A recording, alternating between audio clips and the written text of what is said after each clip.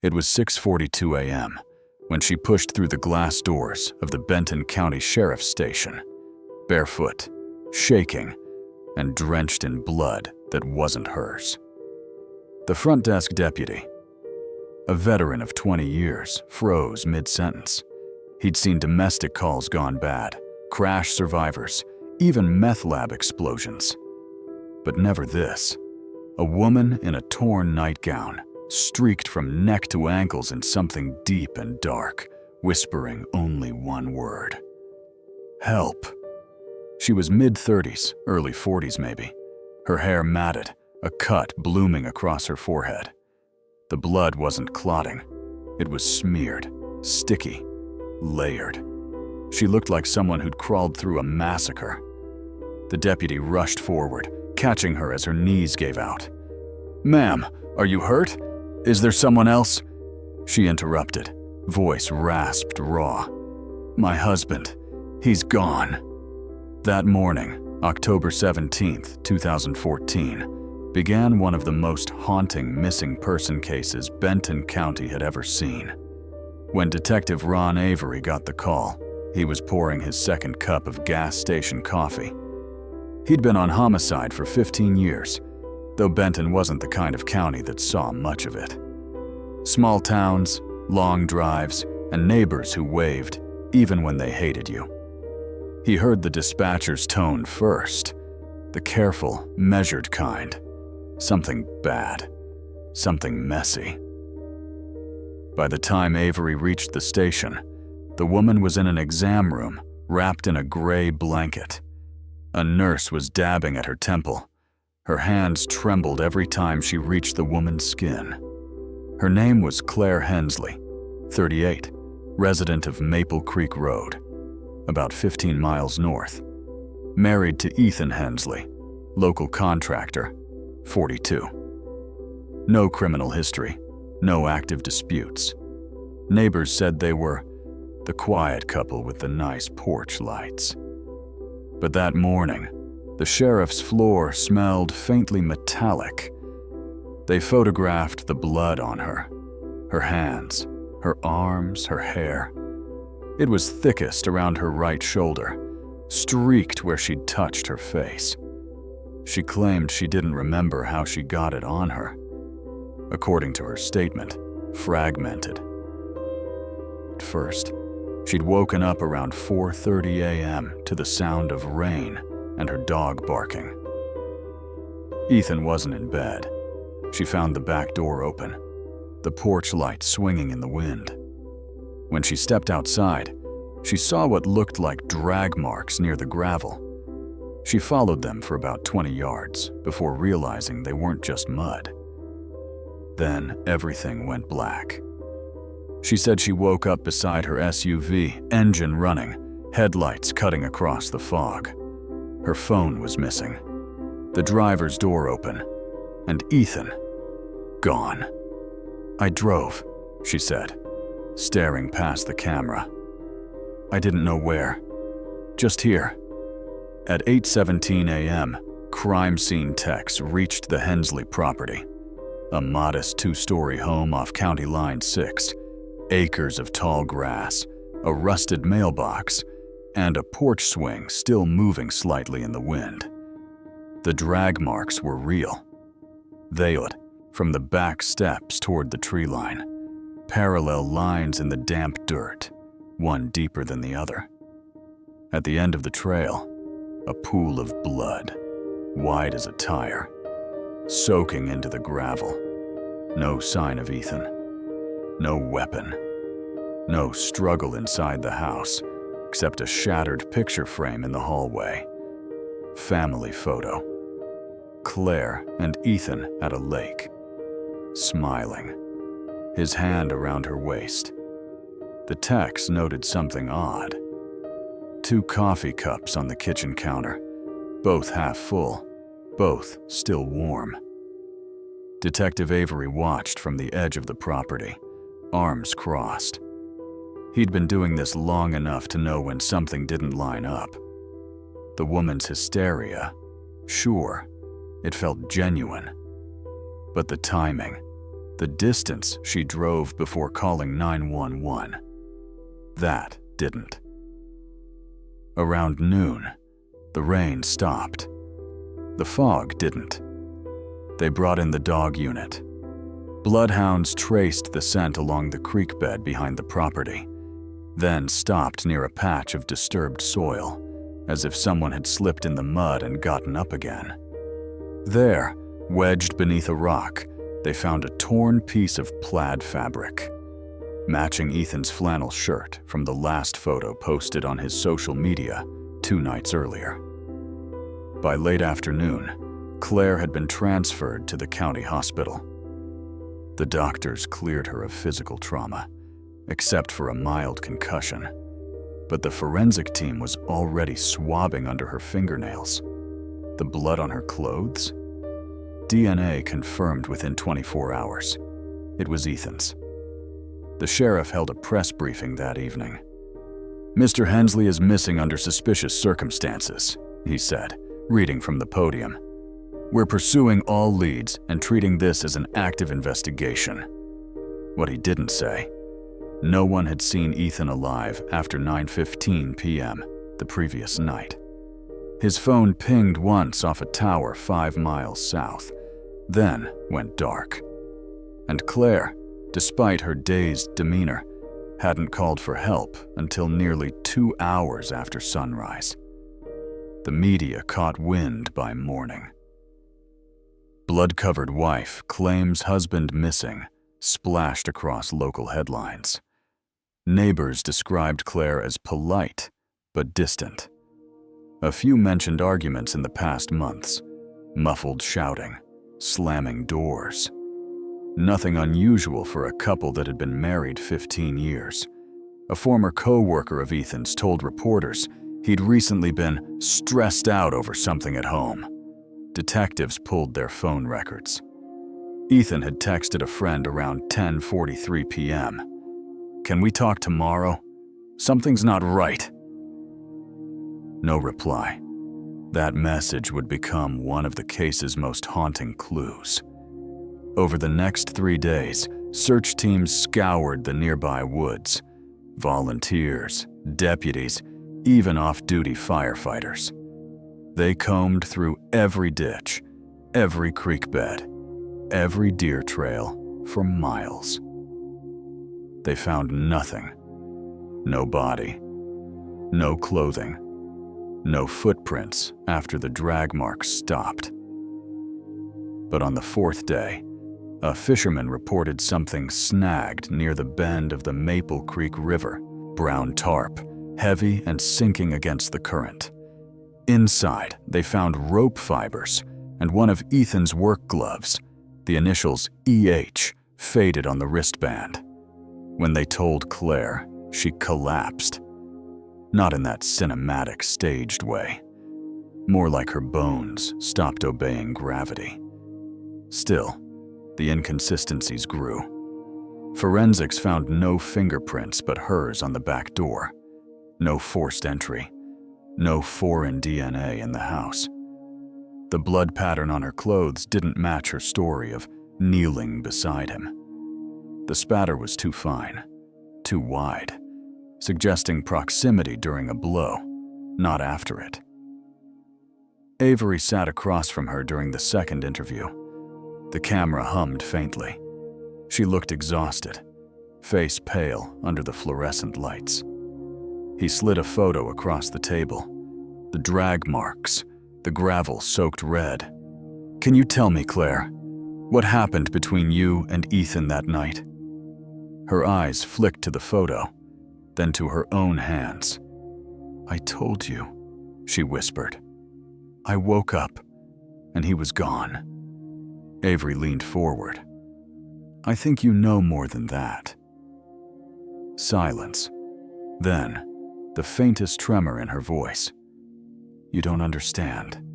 He wasn't supposed to be there." It was the first sentence that cracked the case open and made it infinitely stranger. "Wasn't supposed to be there?" Avery repeated. Claire's breathing quickened. She looked at the camera, then away. "He said he was going to stay at his brother's. He told me he needed space, but when I woke up, I heard his truck. He came back. Why? I don't know. He was angry. Her story shifted. She said they argued about money, about someone calling his phone late at night. She didn't know who. He threw a glass.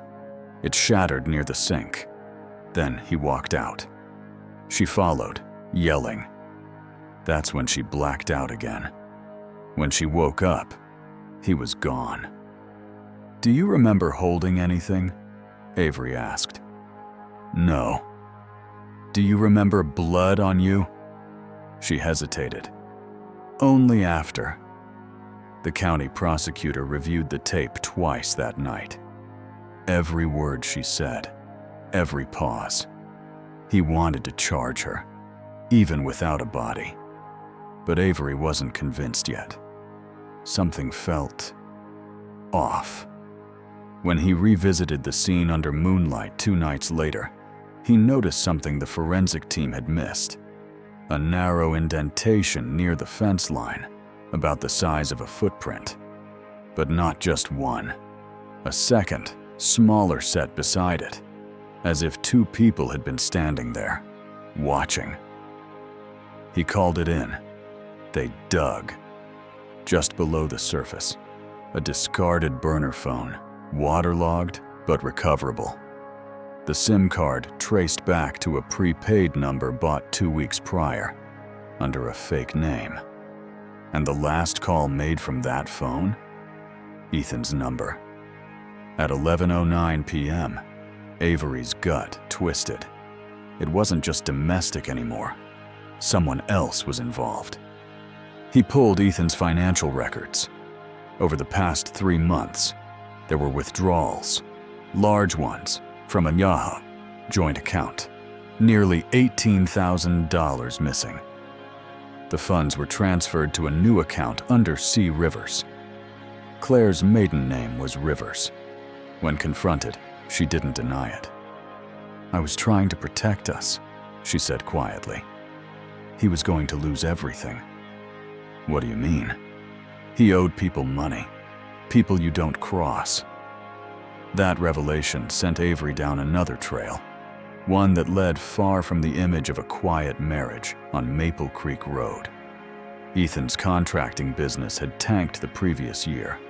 Lawsuits, unpaid jobs, unfiled taxes.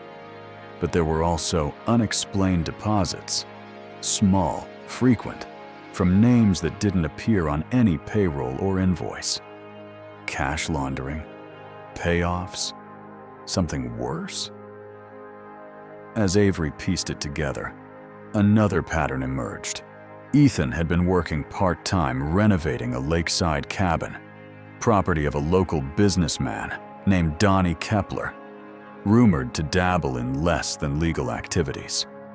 Neighbors had seen Ethan there late at night, sometimes with another man. And the week before he vanished, Ethan had reportedly told a friend, "I'm done with Donnie. I can't keep doing this." By the time the search team returned to the property with ground radar, fall had begun to bite the air. Leaves wet, dogs restless. They swept every inch around the fence line. Nothing. But a mile down the service road, near an abandoned shed, they found something in the tall grass. A fragment of a gold wedding band, streaked in brown, half buried in mud. Engraved inside, C+E, always. A match to Ethan's. Avery stood over it, the sky dimming to violet. The silence of the woods pressed close.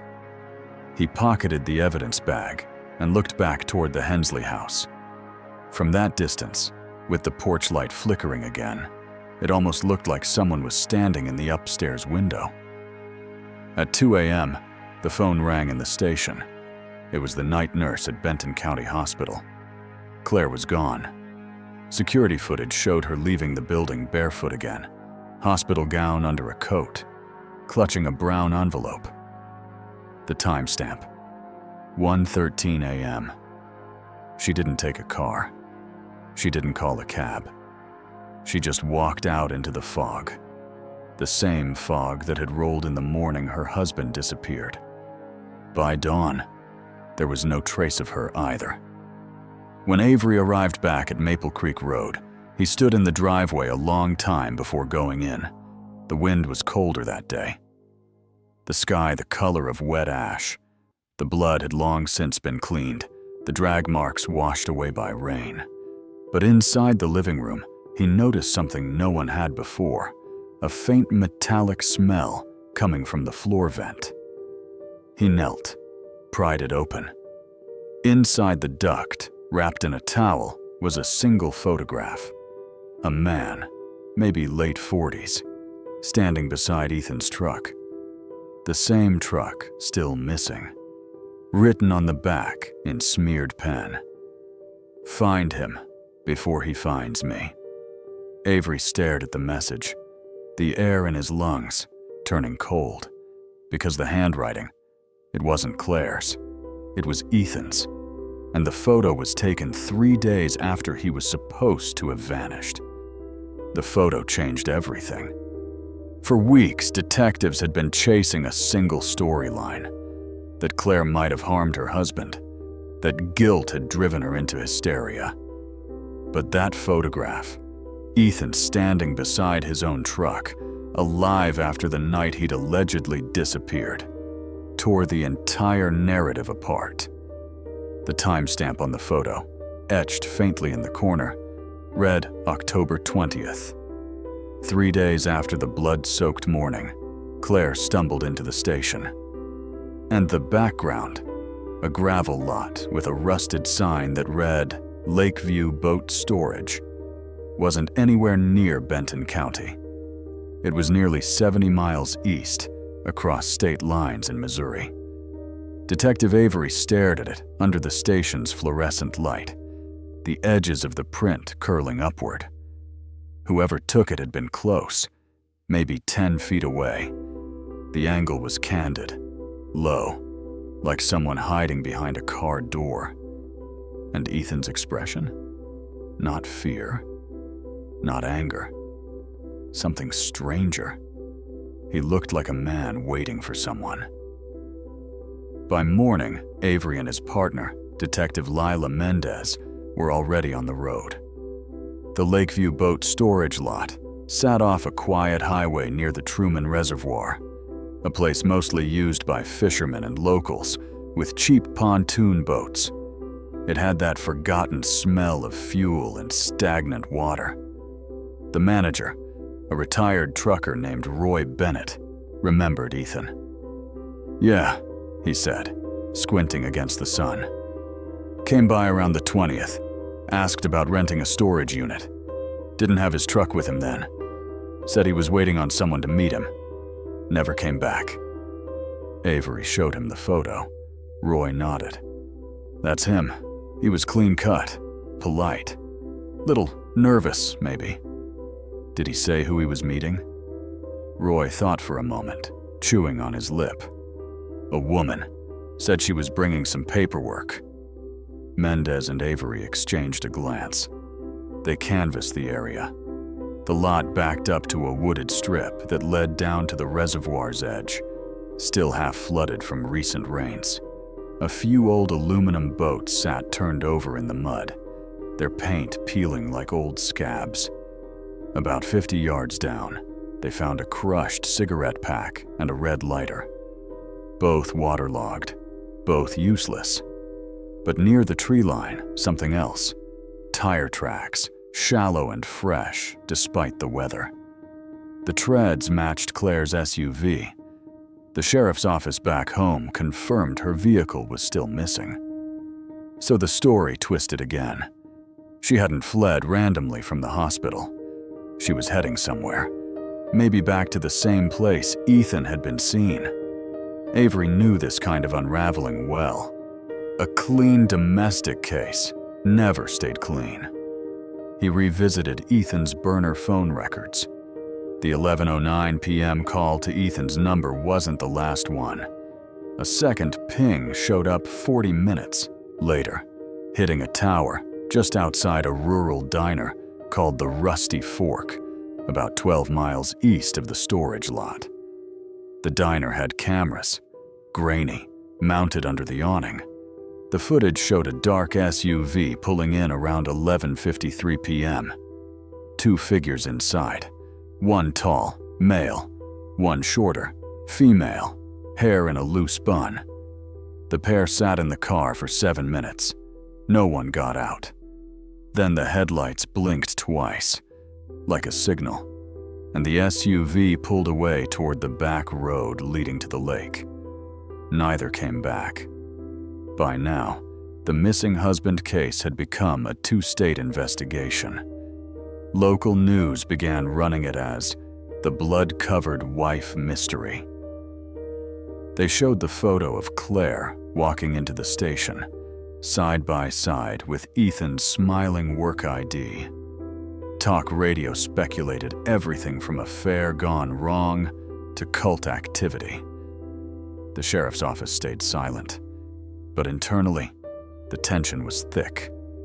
Avery's superior wanted Claire listed as a suspect again. The timeline was damning. Ethan goes missing.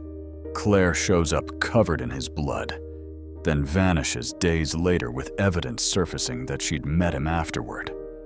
Still, Avery wasn't convinced she was the predator. Something about the photograph, that note scrawled on the back, "Find him before he finds me," had the ring of fear, not deceit. 2 days later, the break came from an unexpected angle. A call from a Missouri State Park ranger. "We found a vehicle partially submerged off Route 83, he said. "Plates come back to a Benton County address. Hensley. Claire." By the time Avery arrived, dawn was breaking over the reservoir. Fog hung low, thick enough to taste. The SUV sat nose down in the shallows, passenger door open. Muddy footprints, one set, led up the bank. Inside the car, on the passenger seat, a manila envelope. The same one Claire had taken from the hospital. Inside, a stack of receipts, withdrawal slips, and a torn business card that read, "Kepler Construction Group." And beneath that, a photograph of Ethan shaking hands with Donnie Kepler. Kepler's name had floated through Avery's notes before, the man with a reputation for quiet deals and untraceable cash.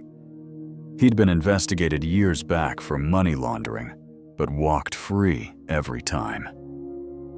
The receipts told a clearer story.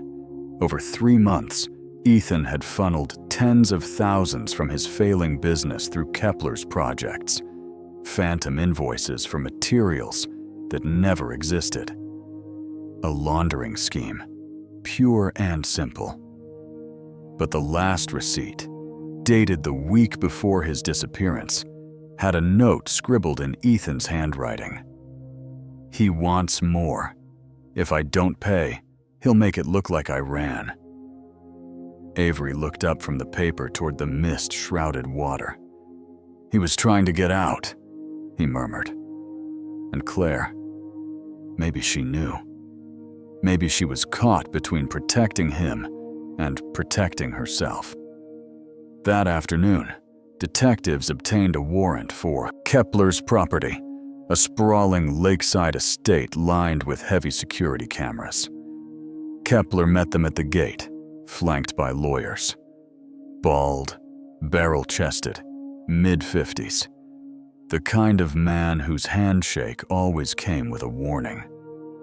"Detective," he said, smiling thinly. "You boys digging up old business troubles? I already paid my fines." "We're investigating a missing person," Avery replied. "Ethan Hensley. You knew him." Kepler shrugged. "Contractor. Worked on my cabins. Quit on short notice. Haven't seen him since." "Mind if we look around?" "I do mind, but I'm guessing that's not stopping you." They searched the main house first. Nothing. Then the detached workshop. The air was thick with sawdust and motor oil. On the workbench, a faded flannel rag, red plaid. Ethan's pattern. DNA would later confirm it. But something else drew Avery's eye. A faint metallic streak on the concrete near the drain, almost scrubbed clean. Mendez crouched beside it. "That's blood," she said quietly. Avery looked at her. "Get a sample." 3 days later, lab results came in. The sample matched Ethan. Kepler was brought in for questioning. His demeanor never cracked. "I've had a dozen guys through that workshop," he said. "If there's blood, maybe someone cut their hand. You think I killed a man I paid good money to?" But Avery pressed harder. He laid the photograph of Ethan and Kepler on the table, beside the receipts. "Ethan wrote that you threatened to make it look like he ran. That's exactly what's happened." Kepler's jaw twitched, just once. "People write a lot of things when they're scared," he said. "Doesn't make it true." Then a pause. "You should ask his wife. She's the one who knew how deep he was in." The following morning, the sheriff's office received a tip. A woman matching Claire's description had been spotted walking near the old railway crossing 5 miles south of Kepler's property, barefoot, wearing the same hospital coat. When deputies arrived, they found footprints in the mud leading toward the abandoned rail bridge. On the bridge's edge, a bloodied bandage, still damp.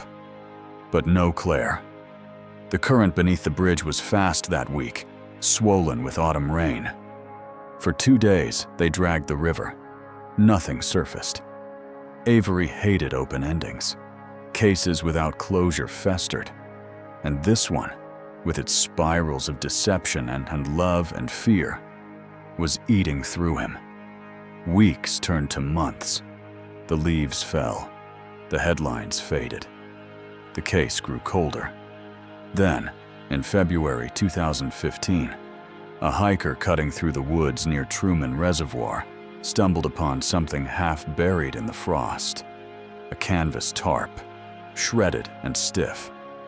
Inside, human remains. Dental records confirmed. Ethan Hensley.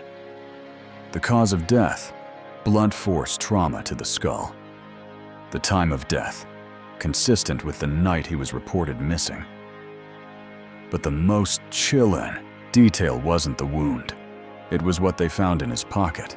A folded note, water damaged, but legible. "If she finds this before I do, tell her I'm sorry. E." The discovery reignited the media frenzy. "Body of missing contractor found," blared across TV screens. The sheriff's office held another briefing, but questions piled faster than answers. How had Ethan's body ended up 70 miles away from the house? Who moved it? And what had happened to Claire? Avery spent nights in the station replaying interviews, rereading notes. Each thread led back to the same nexus. Kepler. But Kepler had an alibi. 2, actually. Both employees swore he'd been at the main property all night. The surveillance system had a 12-hour recording gap due to a power outage. Too convenient. Late one night, unable to shake a thought, Avery revisited the inventory of evidence from Claire's SUV. Among the items, a small USB drive that had been dismissed as corrupted. He sent it to the tech team again, this time insisting they force decrypt it. 2 days later, the analyst called him into the lab. The screen flickered, then played a video clip. Time-stamped 10:54 p.m., the night Ethan disappeared. The camera faced the Hensleys' driveway. Rain drummed hard. The shot was from a phone propped against something, maybe a rock. Headlights appeared, illuminating 2 figures arguing near the porch. Ethan and another man, heavier build, bald. Kepler. The audio was faint, but clear enough to catch fragments. "Ethan, you said it was done. Kepler, you think you can back out now? Ethan, my wife doesn't know. A loud impact, a thud, then static. The clip cut out. Avery sat back in silence. It was the missing piece, but it also deepened the mystery. Claire must have planted that phone. Maybe she'd tried to record the confrontation. Maybe she'd hidden it as proof. But if so, why run afterward? Unless she'd seen what came next and couldn't unsee it. He looked again at Ethan's note. Find him before he finds me. It wasn't paranoia. It was a warning. Ethan knew Kepler was coming for him. And Claire, somehow, got caught in the middle. Avery went back to Kepler's property with a full warrant this time. They dug around the edges of the workshop, tracing soil anomalies from the radar sweep. 3 feet down, they uncovered a burn pit. Inside, charred metal fragments, melted plastic, and bone. Human bone. Smaller, delicate. Forensic analysis confirmed it within days. Claire Hensley. Her remains had been burned, the fire fueled with accelerant. The coroner's report said she died from blunt trauma before burning, likely the same night she fled the hospital. Kepler was arrested that evening. Under interrogation, he kept his composure at first, denied everything. Then Avery played the video, Ethan's last recorded argument. For the first time, the man's mask slipped. Kepler stared at the monitor, jaw tight. "You shouldn't have recorded that," he muttered. "So you killed him?" Avery pressed. A beat of silence. Then, "I didn't mean to." He described it flatly, like reciting a construction report. Ethan had been threatening to go to the police about the laundering. Kepler drove out that night to confront him. Things got heated. Ethan swung first, he claimed. The crowbar was just there. Claire came outside moments later. She screamed, tried to help. He panicked, struck her too. He dumped Ethan's body near the reservoir, left Claire unconscious. But she woke up before he could finish hiding the evidence. Drove off, blood-covered, to the sheriff's station. When she vanished from the hospital later, he tracked her down, fearing she had proof. She did, the USB drive. He killed her that night. The confession was clinical, cold, but it tied every thread together. Prosecutors charged Kepler with 2 counts of murder.